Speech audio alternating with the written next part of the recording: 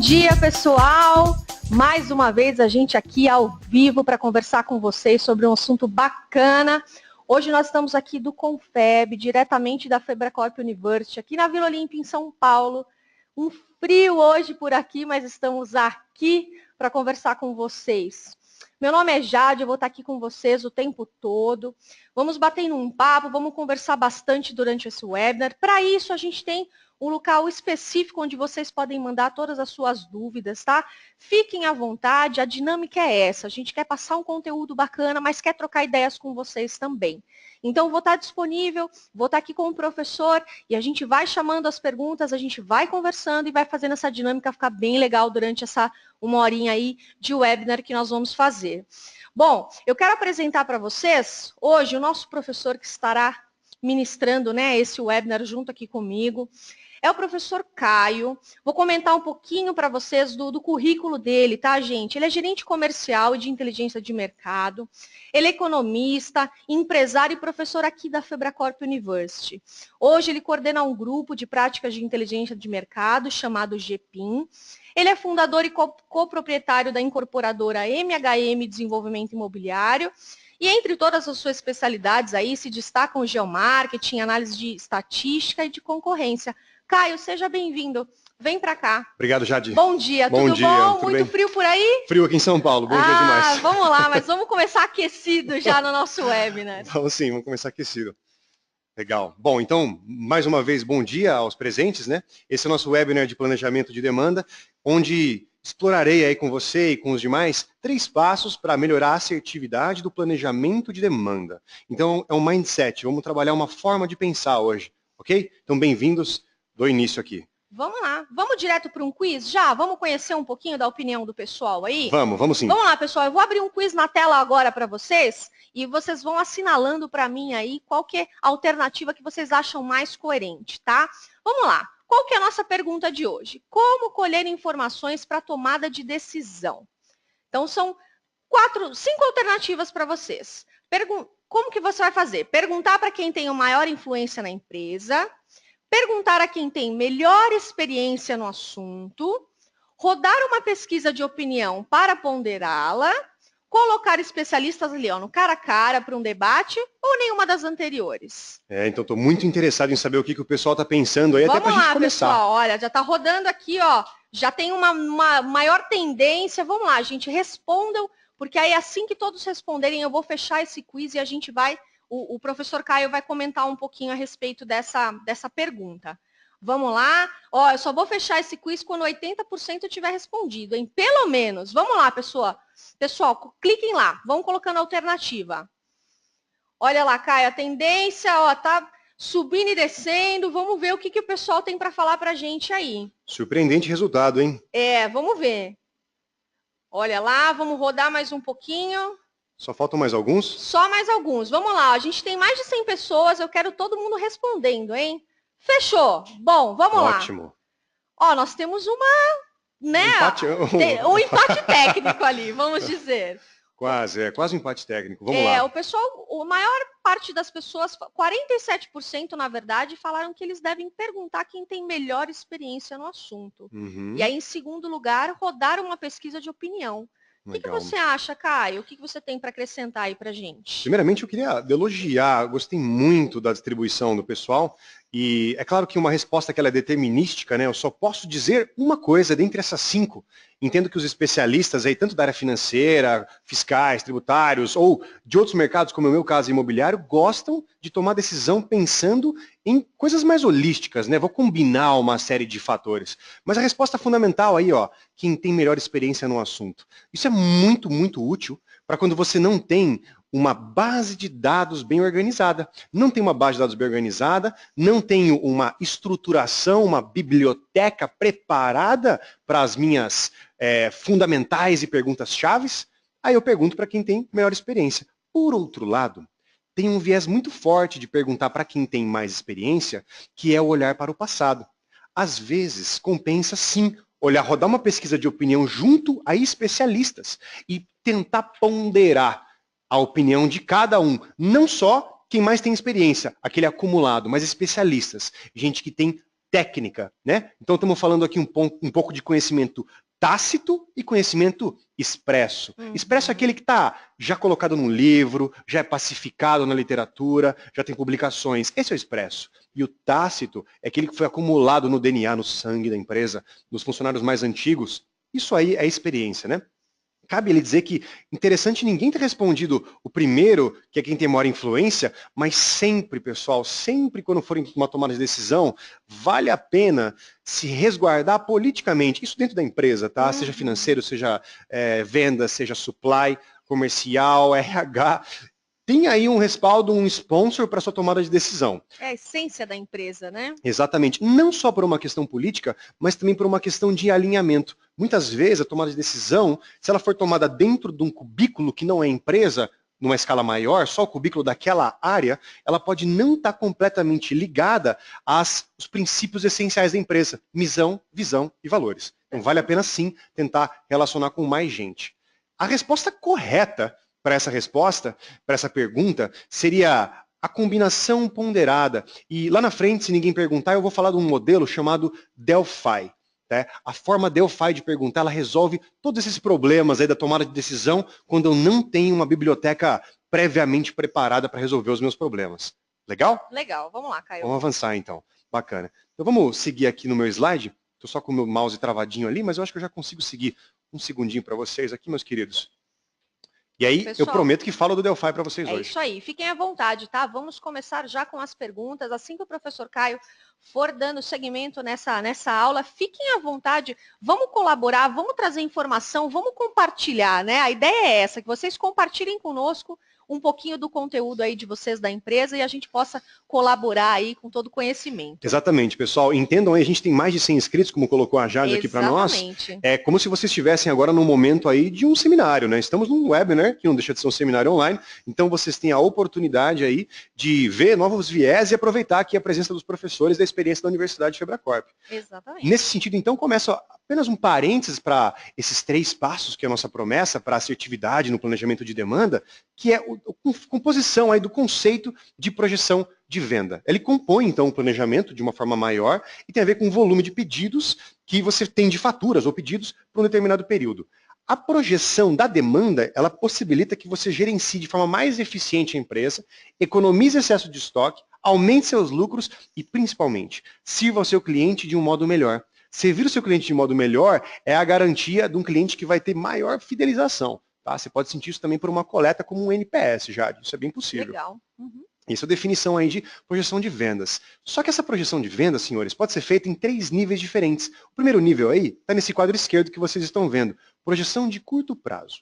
Projeção de curto prazo, que a estatística lhe permite fazer, principalmente, médias móveis, suavizações exponenciais, até regressões lineares, modelagem, basicamente, trabalha nessas 2 primeiras, curto prazo e médio prazo. Para curto prazo, 1 a 3 meses, você consegue decisões táticas. Então, compra de matéria-prima, para onde que você vai mandar sua equipe comercial, tendência geral de vendas, é isso que é o curto prazo. E estatística te permite trabalhar muito fortemente nessa linha. Para médio prazo, a estatística já começa a perder um pouquinho de força. Entra aí uma composição um pouco mais complexa, vale a pena uma análise de cenários, vale a pena perguntar para especialistas, vale a pena falar com quem tem mais experiência, vale a pena falar com o seu diretor. Então, meus senhores, para a assertividade do planejamento de demanda, que é exatamente essa do meio que vocês estão vendo, a roxa, eu digo que sim, vale a pena ter a força da estatística, vale a pena um sistema estruturado, mas vale a pena também a elegância corporativa de envolver todos os stakeholders que têm a ver com aquele processo. Exatamente. A gente está falando muito de S&OP, né? Exatamente. O S&OP engloba todas as áreas, né? Interessante você inserir dentro de um planejamento a visão de todos os lados, né? Isso que faz a diferença. Exatamente. E o S&OP é um processo que tem que ter uma cabeça, né? Nem todos os processos na empresa podem ter apenas uma cabeça. O S&OP tem que ter determinantemente, definitivamente uma cabeça apenas, para não haver questionamentos. Muitas vezes não é a informação correta, mas a incapacidade de execução ou pessoas remando para o lado errado que atrapalham uma boa execução. Exatamente. O planejamento está correto, mas a execução falha, porque são cabeças pensando diferente. Legal. Tudo bem? Perfeito. É isso aí. Bom, então, projeção de médio prazo é para esse tipo de decisão, então, de planejamento de demanda. A nossa leitura, esse webinar de hoje, cai bem nessa projeção de médio prazo até uns 18 meses, tudo bem? Planejamento orçamentário, por aí vai. Quando falamos de projeção de longo prazo, que é 5, 10 anos, a estatística tem pouca influência. Não é possível ter boa assertividade para além de 5 anos. Se algum estatístico disser que veio com esse modelo novo, ele vai ficar trilhardário ou está mentindo. Porque a estatística ainda não tem força para fazer isso. Hoje, com os modelos que nós temos, vale muito mais a pena análise de cenários, composições políticas, montar uma rodada de Delphi, como disse anteriormente, e aí as decisões são estratégicas. Ferramentas de inteligência de mercado mesmo, minha especialidade, aqui na Febracorp nós temos também a Escola de Inteligência de Mercado, que é o Ibramerc.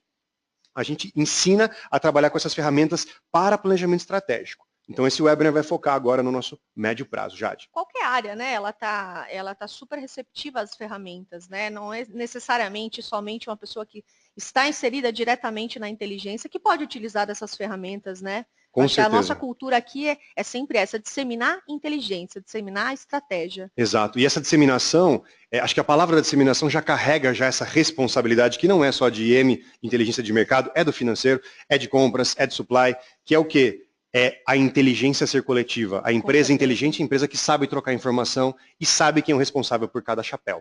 Tudo bem? Isso é uma coisa que ainda precisa melhorar bastante nas empresas do Brasil. Sem dúvida. E aí, pessoal, divido agora essa responsabilização em 2 grandes grupos. Posso dizer que as ciências naturais, que são as ciências que estudam a natureza, que estudam os fenômenos naturais, os fenômenos que a gente convive, são chamadas experimentais. Essas eu consigo fazer testes laboratoriais. Então a estatística entra aqui, né? A matemática entra aqui, a geografia parcialmente entra aqui, enquanto geomarketing, geoestatística.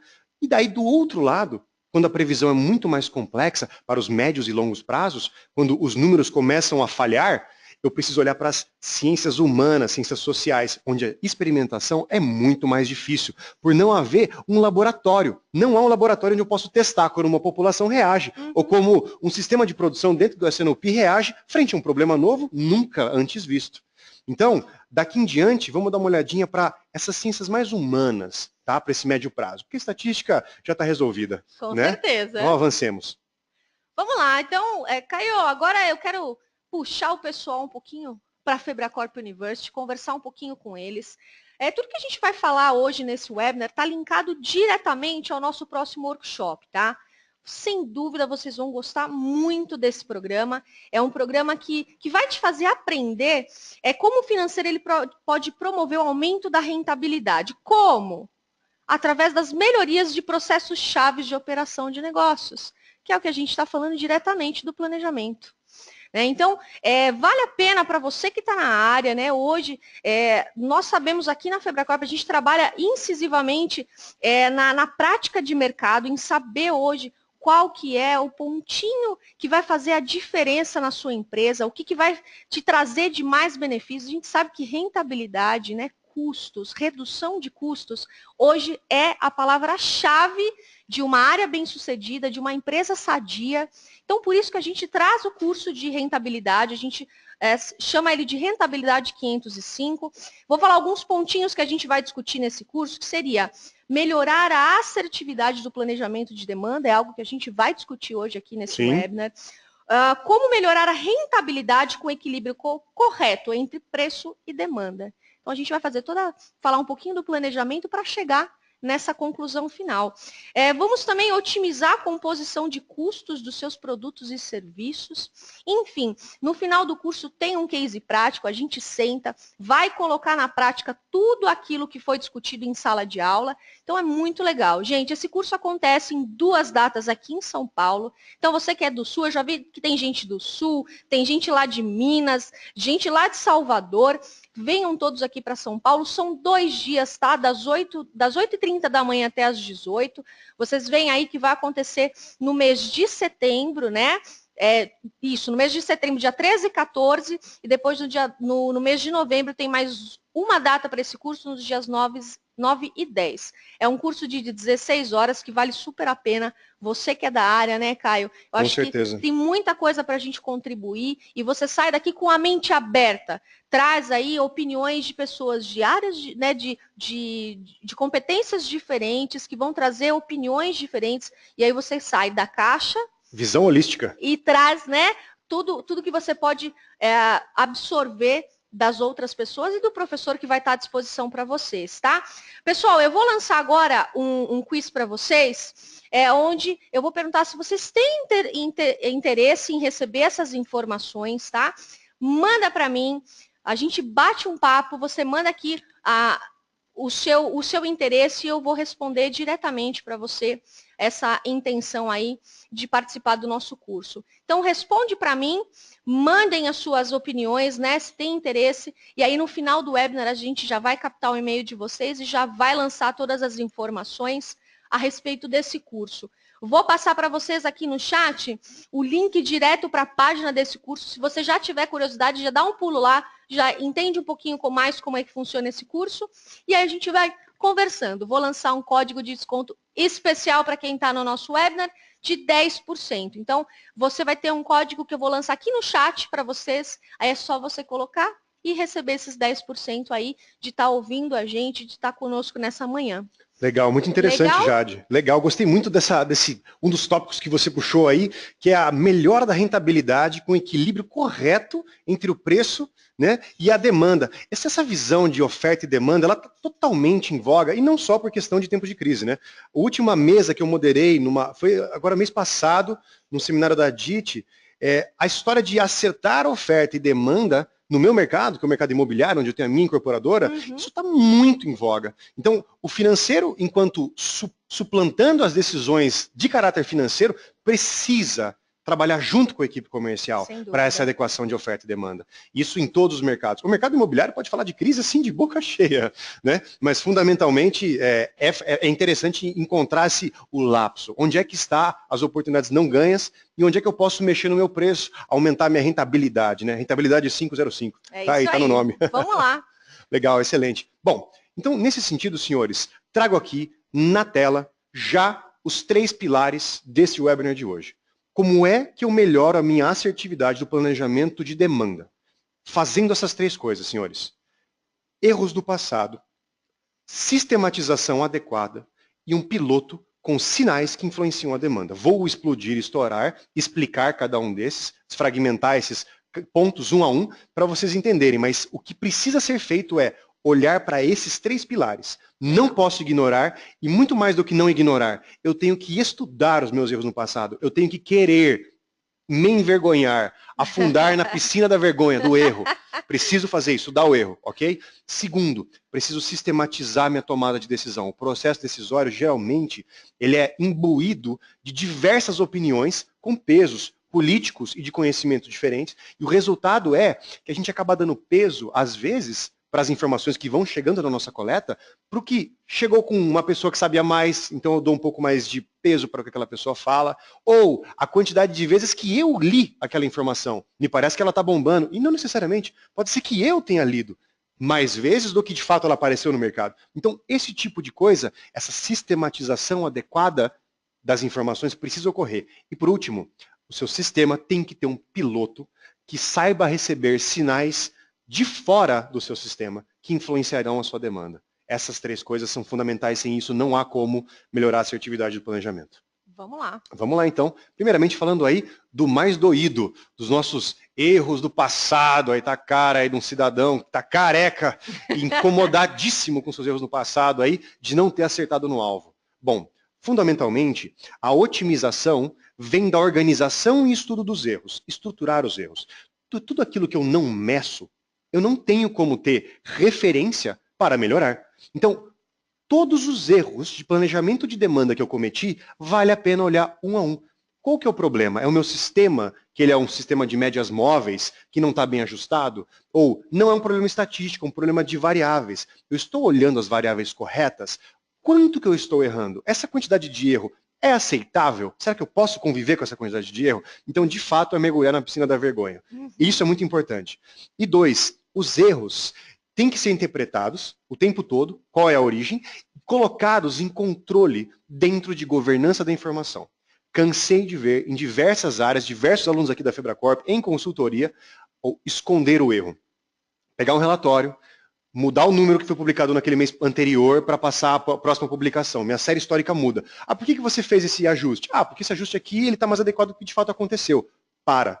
Você está perdendo, assim, uma oportunidade, que é a oportunidade de ter o erro expresso e criar uma cultura em cima do erro. Como trabalhar o seu erro. Isso é fundamental. E só é possível se tiver governança da informação. Saber que a publicação não pode sair de uma planilha de Excel, onde qualquer um pode, a qualquer momento, mexer nesses dados. Então, sim, precisa de governança, precisa de responsabilidade. E, por último, a volatilidade desses erros, ela entra dentro do meu controle. Porque quando eu começo a medir os meus erros, os altos e baixos, meus limites superiores, limites inferiores de confiabilidade, entram dentro de um controle onde eu tenho bandeirolas que vão se levantar caso eu tenha uma aberração surgindo nos meus dados. Essa é a ideia de olhar para os erros do passado. Então não percam, senhores, vocês do financeiro, não percam cabelos, não percam a oportunidade de olhar para os erros cometidos nos relatórios de vocês e aprender com os erros. Em segundo momento, peço aí que olhem para a sistematização adequada. O que é a sistematização adequada? Bom, muitos de vocês, com certeza, têm paralelamente, porque eu cansei de ver isso entre alunos e consultoria, e na minha empresa também, você tem um ERP fantástico, e você tem controles paralelos em tabelas de Excel extraídas de um BI, de um BO, de um ambiente da biblioteca de vocês. Bem, sendo de um jeito ou sendo de outro, tenha cuidado com relação às fontes de alimentação e faça essa construção. Não precisa sair caçando e cortando os controles paralelos estão, tá? Embora dentro de S&OP, do Sales and Operation Planning, é fundamental a estruturação de dados, uma governança e um top-down para a estruturação do processo. Porém, mais importante do que só ter uma planilha que decide é o trabalho ser colaborativo. As fontes serem diversas. Retomo aqui um conceito da inteligência de mercado que é a inteligência coletiva. Então não vale a pena, sempre, Jade, não vale a pena olhar para uma fonte única. Tentar criar uma forma de previsão de planejamento de demanda numa única curva, e aquela curva ser a curva máxima, one number, one big number. Não é assim que se faz um bom planejamento. São fontes qualitativas e quantitativas. As quanti, Jade, são fáceis. Aquelas que você já tem de registro mês a mês, sim, as séries históricas na biblioteca de vocês aí. O número nunca engana, né? O número nunca engana. Agora, as qualitativas, aquelas das ciências humanas, com dificuldade de experimentação, essas... A sensibilidade, né, Caio? Que a gente comentou, né, na outra aula. É verdade, na outra aula a gente falou sobre isso. E aí o que acontece? Temos que falar de uma sensibilidade que não é mensurável por números. Essa sistematização, ela nasce quando a gente fala de um processo claro de ponderação de opiniões. E aí, volto no modelo Delphi, de investigação de problemas. Fala para mim, como é que... O pessoal até está me perguntando, né? Já questionaram anteriormente, como é que funciona o Delphi? O Delphi. Bom, vou voltar então ainda na nossa pergunta do quiz, só para um parêntese da história do modelo Delphi, né? Quando você precisa tomar uma decisão acerca de um problema que não tem histórico acumulado de dados, você não sabe o que aconteceu, Jade. Você, e ninguém sabe. Você tem pessoas que vamos chamar de especialistas aqui, que são as que mais proximamente, por proxy, por aproximação, entendem um pouco acerca daquele mercado. Esses caras podem te dar cheiros do que vai acontecer. Você fala, bom, eu poderia entrevistar um de cada vez. Legal, só que você vai ter simplesmente uma compilação de opiniões. O que você faz com isso? Tenta ponderar qual sabe mais? Não dá para você fazer isso. Outra opção era criar uma plenária. Colocar esses caras dentro de uma sala, tá? Uns 5, 6 especialistas, caro pra caramba isso, porque vai ter que colocar na agenda dos mesmos caras, pagar a consultoria desses caras, tudo bem? E aí eles vão começar a debater. O grande problema da plenária é um problema do ser humano. O ser humano não é máquina. E quando você pergunta, pede para um especialista se expor na frente de outros especialistas, o ego dele fica muito prejudicado. Ele fica com medo do que ele vai falar. E aquele cara que queria falar uma coisa pode não falar o que queria falar por conta do que os outros vão pensar. Ou pior, mudar a opinião dele imediatamente depois de ouvir a opinião do outro, e aí vem a dor. Não falar o que ele pensava. Tudo bem mudar de opinião. O problema é ele deixar de falar o que ele estava em mente. Que daí as possibilidades do futuro ilustre e desconhecido somem. O que o Delphi faz é uma rodada, você faz rodadas pontuais, ao mesmo tempo em que os especialistas não se falam, não se veem. Cada um vai emitir uma opinião. Você pega essas opiniões e cria um relatório que confluencia, que cria uma média, que cria um consenso dessas opiniões. É a construção do consenso, fundamental para um planejamento de demanda, o consenso inteligente, o raciocínio inteligente e coletivo. E daí apresenta o consenso para esses mesmos especialistas e depois que ele lê o documento de consenso, ele reomite a opinião dele, ponderada ou não. E aí você vai destilando a opinião das pessoas. É assim que funciona o Delphi. Show de bola. É isso aí. Bom, então o Delphi é um exemplo perfeito de trabalho colaborativo, no qual você aplica diversas fontes, qualitativas, quantitativas, e fundamentalmente entra ali ó, na nossa última linha, disseminação e compartilhamento. Isso reduz o viés, porque muitas vezes vamos sim dar o peso para aquele cara que tem maior influência política da nossa empresa, ou aquele que é o grande sponsor da nossa área, que tem uma justificativa ou quer provar alguma teoria, alguma hipótese. Então a disseminação e o compartilhamento equalizam essas diferenças. E aí eu reduzo o viés. É assim que se sistematiza. Não basta ter um sistema, tem que tratar a informação de maneira inteligente. Perfeito, Caio. Vamos lá, pessoal. Se vocês tiverem dúvidas, mandem aqui no chat, né? O Caio vai continuar a nossa aula. Eu vou compilando aqui as perguntas e aí a gente faz uma rodada de perguntas aí com o Caio. Tá bom? Fiquem à vontade. Entrem lá no chat e já vão mandando para mim. Fiquem à vontade, senhores. E aí, parto para a nossa terceira. Bom, uma vez que eu... Tá bem, Caio, estou olhando para os meus erros do passado, ao mesmo tempo, parei de achar que aquele programa, aquela organização, aquela biblioteca é o suficiente, começo a tratar a biblioteca de maneira correta.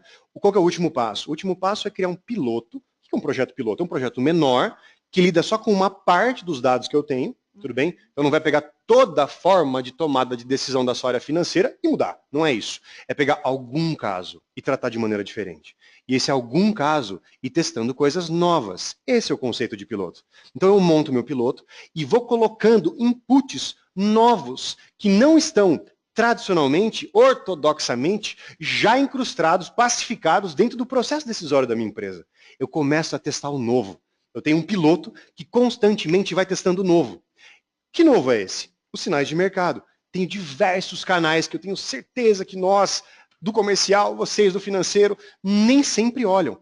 E aí, os pedidos dos meus clientes, novos indicadores de mercado, essa composição do novo para teste, me permite, senhores, não virar a chave de uma vez e testar com o piloto se essas novas informações, agora granularizadas por canal, têm ou não influência no meu processo decisório para a decisão de demanda, para essa estimativa de demanda. Muitas vezes, a granularização desses dados vai trazer para vocês oportunidade de identificar latências ou velocidades de respostas, acúmulos de tempo de resposta diferentes por canal.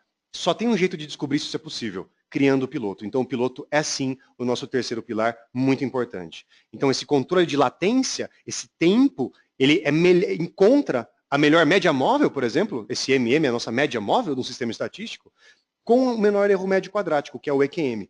É uma das técnicas que eu vou citar aqui para vocês. Vamos desvendar esse alfabeto grego aí. Vamos desvendar o alfabeto. Lá. Bom, nesse sentido, senhores, compilo agora esses três aqui com algumas recomendações para vocês. A análise dessas projeções e da própria demanda era uma função que vai se manter de forma tática. É para decisão tática. E é no máximo 18 meses. Não tem como planejamento de demanda para esse tempo com essas técnicas. O que você pode fazer, senhores, é um planejamento de análise de cenários, outra ferramenta, tudo bem? Legal. Esses números não podem ser únicos, eles não podem ser simplistas. Sim, nossos diretores querem, nossos presidentes querem números únicos para eles olharem ao target. Cuidado com esses números, tentem trabalhar aí a educação corporativa dentro da empresa de vocês e mostrar que números estatísticos não acertam na cabeça. Eles apenas erram menos. Então o que vocês precisam é criar bandas de controle, targets voláteis, tudo bem? É assim que vocês vão ter um pouquinho mais de assertividade, sem sombra de dúvida. 2, 3, eles podem ser justapostos para a criação de cenários. Então eu vou ter várias leituras e vou ter cenários justapostos, um sobre o outro. E essas séries temporais das minhas lições de demanda, minhas previsões de demanda, vão criar consensos. A estatística vai errar menos através de consensos. E repito o que eu disse para vocês no último slide, senhores. Se você fizer um planejamento de demanda por canal, às vezes por SKU você não vai conseguir, por grupo de produto você não vai conseguir, tenta por canal. Geralmente a latência por canal, isso é histórico, tá, senhores? Eu falo de experiência própria. Geralmente a construção por canal tem mais sensibilidade, menos lentidão na hora de você identificar aí pequenas alterações ou grandes alterações. A latência é menor. Tá bem? Legal. E aí? Vamos seguindo. Vamos seguindo. Adianto aqui para vocês, então, uma explanação a respeito dos modelos estatísticos, então, já que a gente está falando de estatística, né, que permitem essas previsões de demanda. Bom, posso dizer que as previsões se dividem, as quantitativas, tá? Já falamos das qualitativas, vamos falar das quantitativas, dos números agora. Dois grandes grupos. Um grupo de séries temporais, certo? Que são séries de números mês a mês, ou dia a dia, semana a semana de vendas, por exemplo. Então vai ter uma coluna lá no Excel, no seu BO, no seu BI, no seu ambiente, que vai ter uma coluna de dados coletados. Isso é uma série temporal univariada. Fala dela mesma, só tem aquela informação. E a outra, quantitativa, são os modelos causais. É quando uma coisa explica a outra. Por exemplo, tabagismo. O tabagismo na população de tal região, ele é maior e a incidência de câncer de pulmão, esôfago, laringe e faringe é maior. Porque uma coisa pode causar a outra. Encontrou-se aí um link, uma ligação causal e dá para medir quanto que de fato uma influencia a outra. Legal? Posso fazer a mesma coisa com renda, por exemplo. Uma pessoa tem tal gênero, tal sexo, tem tal idade, tantos anos de estudo, tantas horas de cursos práticos, MBAs, capacitações na Febracorp, e aí isso vai dizer o quanto que ela ganha. Sim, dá para fazer esse tipo de modelagem causal. Já as modelagens de séries temporais, como eu falei de média móvel no começo do nosso webinar de hoje, elas basicamente aí no 80-20 são conhecidas aí dessa forma que vocês estão vendo. Temos a média móvel, temos a suavização exponencial e temos também um modelo que ele é o autorregressivo integrado de média móvel sazonal, também conhecido como Box-Jenkins-Sarima, né? Então, vamos falar um pouquinho do média móvel para vocês aí, para explanar, né, sem entrar muito no detalhe do que a gente apresenta aqui no nosso curso. Imaginem que vocês têm aí para o planejamento financeiro, hein? Tá? Planejamento de demanda, e aí você pega lá a venda do produto aí da sua empresa, assuma agora que somos uma empresa varejista, legal? E essa empresa varejista, ela costuma vender legal, sazonalidades, vai ter o Dia dos Pais agora. Estamos pertinho é Dia dos Pais, né? Dia dos Pais. Dia dos Pais está chegando aí. Então pensem aí que os pais de vocês vão querer ganhar perfumes, sapatos e cintos, legal? Então o pessoal lá de Franca já fica todo ouriçado com as demandas que estimam que vão ter aí por questão de couro e produção de calçadistas, né? Então legal. Aí essa aí é a série que vocês estão vendo de vendas, faturamento da empresa X lá de Franca, que vende sapatos. De janeiro de 2005 até dezembro de 2007. E perceberam que Dia das Mães e Natal tem aí sim um pico de vendas. As vendas aumentam, super comum no varejo, né? Alguns mercados mais, outros menos. No meu imobiliário, por exemplo, esses eventos pouco influenciam. Sem dúvida. No imobiliário, bem pouco. E aí há outras questões sazonais também, como no mês, quando que veio o salário, quando que não veio, né? De coisas grandes a pequenas, dá uma festa beneficente, vou dar no começo do mês, no meio ou no final. Esse tipo de coisa, a estatística ajuda você a tentar prever. E aí, além da sazonalidade, que já é clara, acho que para todos os atendentes aí do nosso webinar, também tem a tendência. A tendência é o quê? É aquele grande olhar, né? Qual que no longo prazo, para onde estamos caminhando? Na estatística, quando você pretende fazer algum tipo de projeção, especialmente essas projeções aí de modelagem, vale a pena tirar a tendência e sazonalidade para não influenciar a sua análise. Então você tenta construir o seu modelo sem esses dois componentes, sem a sazonalidade, sem a tendência, em cima ali do seu componente aleatório, para tentar dentro do componente aleatório encontrar justificativas dentro da própria série histórica. Isso é o que a gente chama de modelagem de séries univariadas em estatística. Tá? Caio, voltando só um pouquinho, acho que no último slide, o Fernando de Curitiba, ele queria saber como interagir as informações quali e quanti. Nossa, muito bom. E como devo disseminá-las para que todos executem com um único propósito. Uau! São dois. A primeira parte da pergunta, Fernando, ela é mais simples de resolver. A segunda, você teria que fazer um curso aqui na Febracorp para a gente conseguir fechar o seu problema, ou uma consultoria com a gente. Mas vamos falar da primeira parte. Repete a primeira parte, por gentileza, Jade. Como interagir as informações quali e quanti. Perfeito. Vamos responder essa parte, depois eu respondo a segunda. Quali e quanti, Fernando. mesmo as informações que são qualitativas, elas vão ter reflexo, sim, nas suas informações quantitativas. Por exemplo, ó, dentro da estatística tem uma variável que é a variável chamada dummy. A variável dummy, em regressões lineares, por exemplo, que está nesses modelos causais que o senhor está vendo à direita, o senhor e os demais, ele te permite falar se uma coisa é de um jeito ou é de outro. Então eu consigo, por exemplo, ver se, sei lá, o governo, me perdoe aqui os contra a política, mas se o governo PT foi bom ou foi ruim, prefeitura a prefeitura do Estado brasileiro, né, da Federação Brasileira. Então, dá para colocar coisas qualitativas na estatística de forma ortodoxa, mas também, vou dar mais uma dica para você, Fer, você pode tentar procurar a influência das questões qualitativas numericamente através dos testes de hipótese. Os testes de hipótese vão dizer se uma coisa influencia ou não influencia, e depois a modelagem de modelos causais vai te permitir colocar dados que não são numéricos. Dá para fazer isso sim, e a gente trabalha um pouco disso aqui nos cursos da Febracorp. E a segunda parte da pergunta? A segunda parte é, e como devo disseminá-las para que todos executem com um único propósito? Nossa, esse é um grande nó, Fernando. Para começar, porque eu imagino que pelo tema, por a gente estar em Confeb hoje, você seja da área financeira, certo? Então, não é tanto sua obrigação e responsabilidade fazê-los acontecer daquela forma. Então, Fer, eu acho que você tem que pegar os recomendações do seu relatório, e inteligência de mercado é muito assim, tá? Bate a mesma coisa, viu, Fer? Mesmo problema. As recomendações que foram geradas por você e subir as recomendações. Essas informações dentro de um método SNOP de organização, do planejamento de operações e vendas, ela tem que vir top-down. Então não é você que vai disseminar e obrigar, é um sponsor seu, Fernando, que vai fazer o pessoal fazer o que você recomendou. Isso é com relação à obrigacionalidade, né? Obrigatoriedade. Agora, quanto à disseminação, os relatórios têm que ser claros e têm que estar adequados à forma de entrega mesmo com quem vai consumir o seu relatório. Cada tipo de público. Cada público é um muito, público.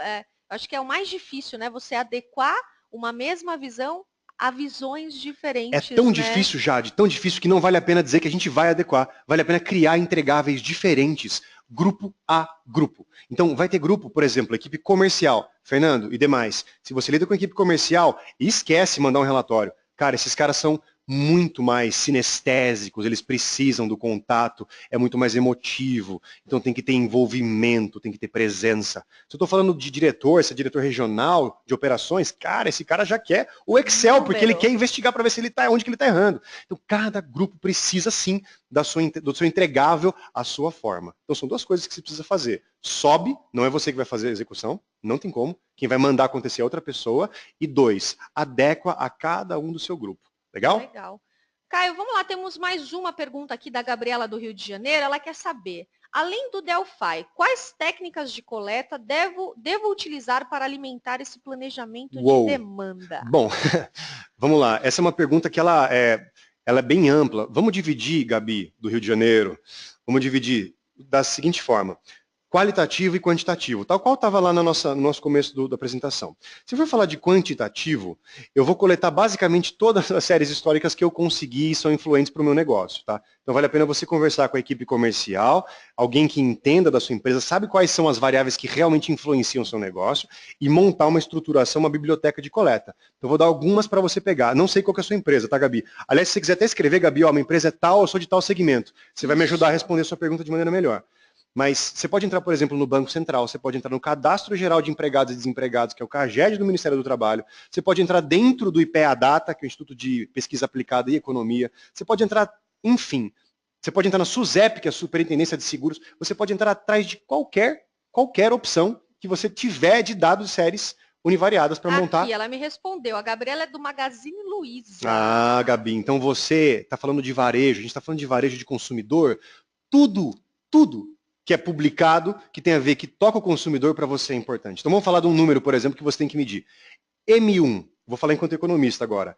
M1 significa papel moeda em poder do público. Tem a ver com quanto o pessoal tem de grana no bolso, o quanto o cara tem na poupança, que é o dinheiro que ele vai ter liquidez imediata. Isso influencia o quanto as pessoas consomem. Então você, Gabriela, deveria, na Magazine Luiza, já monitorar M1. É um número lá que está no Banco Central. Vai lá no Bacen, baixa M1 e tenta encontrar relações de M1 com sua série de vendas para o seu planejamento. Esse é um lado. Né? E a outra parte da pergunta dela era... as qualitativas agora, né? Quais são os outros métodos? Isso. Perfeito. Gabi, bom, tem uma série de métodos, tá? Mas eu vou falar de duas que eu gosto aqui, além da Delphi. Uma delas é o visionário.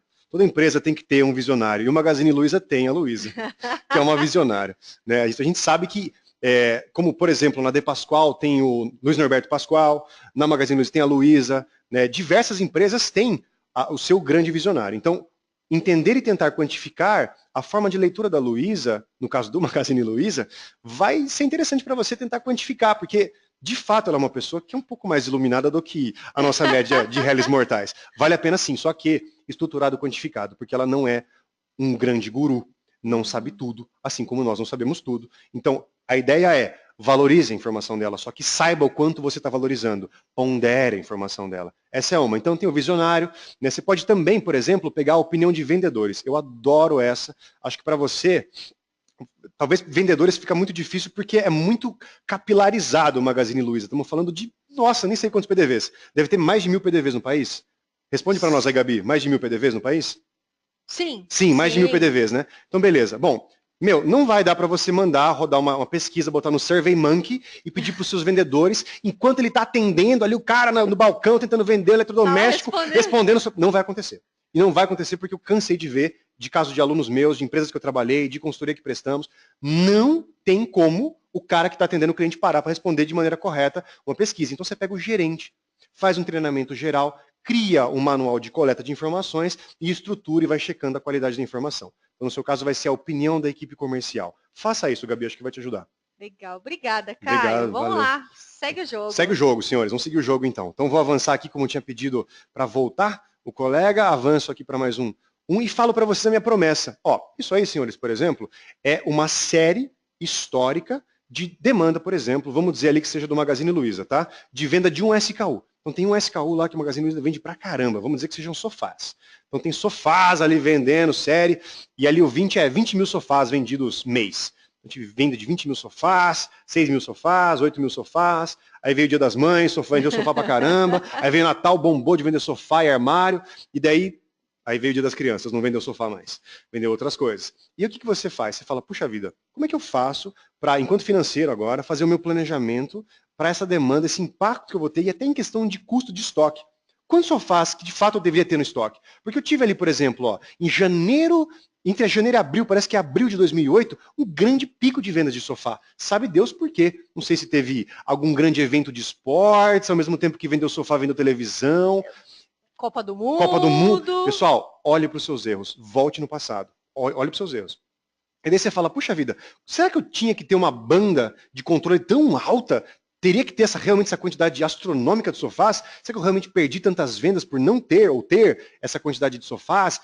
A questão do estoque, esse custo? Bom, uma das ferramentas que organiza isso de maneira bem cuidadosa é a tal da média móvel. Então aqui nós temos os números absolutos que vocês estão vendo aí, mês a mês. A média móvel é o seguinte, eu tenho lá vendas de sofás, janeiro, fevereiro, março, abril, maio, até dezembro. Média móvel é como se eu criasse uma nova coluna no Excel. A primeira coluna, coluna A, vai ter ali vendas de sofás absoluto. A coluna 2, coluna B, vai estar assim, ó, a média de janeiro e fevereiro é meu primeiro número da coluna. A média entre fevereiro e março é o segundo número da coluna. A média entre o próximo mês e o conseguinte é o terceiro número da coluna. E assim, eu vou criando uma coluna nova de dados. Essa coluna, meus senhores, chama-se média móvel 2 meses. E eu posso criar uma média móvel 2 meses, 3 meses, 6 meses, 12 meses. E de fato o que acontece quando eu crio isso é isso aqui, ó. Vejam a série original e agora olhem a série média móvel 3 meses. Vejam aí, vai ficar vermelhinho na tela de vocês. Olha só, esse vermelho é a nossa nova série de média móvel.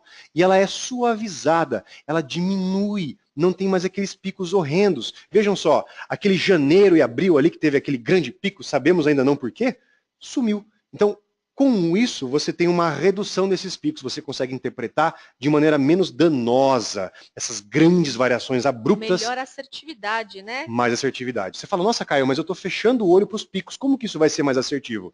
Porque a gente está falando de planejamento de demanda. O planejamento não é acertar na cabeça, meus senhores, é errar menos. Tudo bem? Por isso que vale a pena sim usar uma média móvel. E aí a média móvel pode ser de 3 meses ou ela pode ser ainda mais suavizada. Como vocês estão vendo aí, ó, média móvel 6 meses. Aí alguns de vocês devem estar se pensando, Caio, a gente já usa média móvel aqui na nossa empresa, tal. A gente usa média móvel 4 meses, 3 meses. O diretor que fala, o gerente comercial, meu chefe mandou usar 3 meses. Meus queridos, que bom que vocês usam. Mas eu tenho bastante convicção de que mais da metade, eu arriscaria 70% de vocês, não usa média móvel 3, 6, 8, 7, 5 ou até uma suavização exponencial, porque usou o método para descobrir qual é melhor. E aqui na Febre a gente ensina. O jeito correto é trabalhar com a erro médio quadrático. O seu modelo, quanto que ele está errando? O modelo que erra menos frente à comparação da sua modelagem, que é a linha vermelha, com o azul, é o modelo mais interessante, é o modelo ideal. E tem como sim fazer essa conta. Então vejam aí que interessante, um média móvel 12 meses, por exemplo, ó, ele fica absolutamente mais suavizado. E daí é assim que se faz. Legal, pessoal. Bom, como eu falei, tudo isso que a gente está conversando, todo esse bate-papo, ele está dentro do nosso próximo curso, que é o nosso curso de rentabilidade. Então, vale a pena vocês entrarem no nosso site, dar uma olhadinha, vejam como que funciona o nosso curso. É muito bacana que a gente recebe gente de todos os lugares, tá, do Brasil, não só de São Paulo. É um curso aqui em São Paulo, que fica aqui na nossa sede, né, na Febracorp University, mas venham, são 2 dias, vale a pena porque a gente vai discutir aí tudo que está relacionado à rentabilidade, o porquê, como, onde, a gente vai responder todas as perguntas, né, Caio? Legal. Vamos lá. É isso aí. Vamos lançar agora uma última pergunta para vocês aqui. Vamos lá. Deixa eu ver. A Sirlene falou o seguinte para a gente aqui, Caio. E como eu trago tudo isso para a minha empresa que vende serviços? Opa, legal. A gente falou só de varejo até agora, não, perfeito. né? Silene, a minha empresa vende serviços. Vamos lá, eu sou um incorporador, tá, imobiliário. Eu tenho uma imobiliária também sobre a minha tutela, sou gerente comercial e de inteligência de mercado. E o que eu vendo não são produtos, eu não crio produtos para vender. E então, os imóveis, por exemplo, chegam de outras pessoas para vender, e eu tenho eles enquanto produtos do meu estoque. Eu não tenho controle sobre o meu estoque, ainda pior, né? E enquanto agora consultoria também vendo serviços. E meus corretores vendem serviços também. O que você, na linha de serviços, você pode encontrar e entender cada pedido como uma linha de demanda. E os serviços, eles são o que mais rapidamente reagem a melhoras e pioras da economia. Então, é muito importante você, por exemplo, usar um método de suavização exponencial ali, que foi citado, para tentar trazer essa baixa latência, alta velocidade de resposta, tá? De como é que está a demanda de serviços para a sua empresa. De serviços do quê, se eu perguntar, Silene? Silene, responde para a gente aqui qual que é que tipo de serviços que vocês prestam. Mas até ela responder para a gente, Caio, Pois não. eu vou lançar para você uma pergunta do Lucas de BH. Sim. Ele está comentando a respeito daqueles gráficos que a gente mostrou anteriormente. Vamos voltar. Né? Ele diz o seguinte, os picos tratam de exceção, mas como eliminar os outliers? Bom, aí é uma questão conceitual, tá, Lucas? Qual que é a empresa do Lucas? Lucas, responde aí que eu vou falando, tá? Outlier, pessoal, é um conceito estatístico daquela observação que ela está absolutamente fora do que a gente chama de box plot. O box plot é uma distribuição de onde está a maioria dos seus dados. A maioria dos seus dados está, a partir de uma média, 25% para cima e 25% para baixo. Então a gente tem um intervalo de quartis. Quem está fora dos intervalos interquartis é um outlier. Só que para alguns mercados, Lucão, cuidado com a leitura de um outlier, porque ele pode não ser. Ele lançou para a gente aqui, ele é da indústria automotiva. Automotiva? Legal. Lucas, não sei, tá, se vale a pena você tirar os outliers da indústria automotiva. Por quê? Lembram-se que no começo da apresentação eu falei para cuidado com os erros? Um outlier pode ter o mesmo cheiro que o erro pode nos dar na nossa modelagem. Muitas vezes, aquele outlier vai ser uma porta para você abrir e investigar outros potenciais novos outliers que vão aparecer na sua demanda. Então, não tira o outlier da sua avaliação, cara. Do ponto de vista rigoroso, estratégico, ortodoxo, da estatística, sim, os outliers atrapalham a modelagem. Mas para nossa investigação e melhorar a assertividade, não vamos ficar só com a estatística. A gente vai investigar os outliers e os erros. Então, não tira quem estiver fora dos seus intervalos interquartis. tá bom? Legal. Você que sabe o que é Outlier. Silene falou para a gente de onde, qual que é o setor de serviços dela. Ela falou que é de fretes aéreos e marítimos. Tá bom. Bom, eu tive recentemente uma aluna aqui na Febracorp mesmo, só que não foi pela Confeb, foi pelo Ibramerc, que trabalhava também como uma empresa de fretes e era foco marítimo, e ela era responsável por América Latina, naturalmente, como estava aqui com a gente. E sim, é possível fazer uma medição e olha que legal, até estou me lembrando agora. Você com certeza conhece o Alice Web, né? Que você, a Sirlene. Conhece o Alice Web, né, que é um programinha que está dentro da CSEX, que é a Secretaria de Comércio Exterior. E lá na Alice Web você tem vários dados bem legais de por qual porto entrou, por qual porto saiu, aeroportos e tal. E isso vai te dar uma noção boa de grandes números para você começar a manipular e sentir algumas tendências aí. É claro que no teu negócio, Silene, não vale a pena ficar só na estatística, principalmente. Você vai ter que ler o jornal todo dia, entender de geopolítica, para colocar esse qualitativo dentro. O que é o qualitativo? Vamos pegar um que é quali e não parece ser quali? O tal do dólar. O dólar, ele parece ser quanti, mas ele é muito mais quali.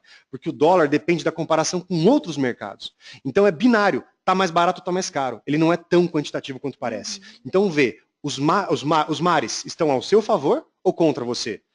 Feito isso, você pode sistematizar e pegar esses dados qualitativos de a favor ou contra e dar pesos para o tamanho do mercado quanto ele te influencia, olhando o seu histórico. Dá para fazer.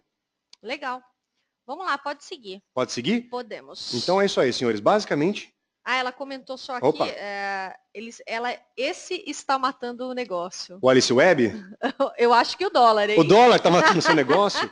Nossa, bom, para alguns negócios o dólar está bom. Por exemplo, para mim, enquanto investidor imobiliário, quando eu trago o projeto de novas habitações, novos projetos de condomínio para investidores do exterior, putz, o cara é excelente, a rentabilidade está alta, a gente tem um índice de necessidade de imóveis altíssimo e o dólar está valendo muito. Então o cara vem, ele vai tomar alta rentabilidade e vai pôr pouco dinheiro. Cada negócio tem aí, ver se a maré é a favor ou é contra. Nem sempre o negócio é tão claro para todos os mercados. Legal, Caio. Bom, pessoal, eu tenho várias perguntas aqui na minha tela. A gente tem o tempo um pouquinho restrito, né? Então eu não vou conseguir responder a todas elas, mas fiquem à vontade. Fica o meu e-mail para vocês. Se tiverem dúvidas, manda para a gente. O Caio está aqui conosco, né? Professor atual aqui da Febracorp University.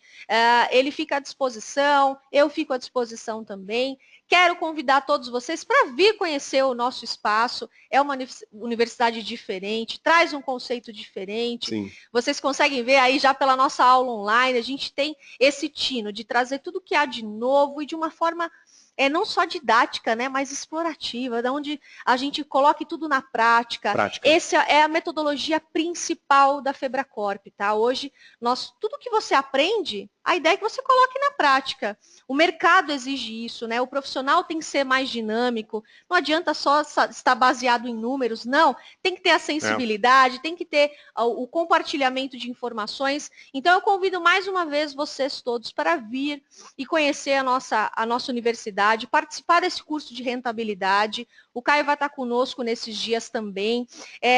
Lembrando que vão ser 2 datas, nos dias 13 e 14, nos dias 9 e 10. Então, fique ligado, anota na sua agenda já, que esse curso, sem dúvida, vai ser um diferencial para a tua carreira, em tempos difíceis como esse. Então, todo o conteúdo, todo o aprendizado faz a diferença. Então, venham, vamos nos conhecer. Vai ser um prazer enorme ter vocês aqui conosco. Eu agradeço a participação de todos. Tem gente do Brasil inteiro, todo mundo, né, conectado com a gente.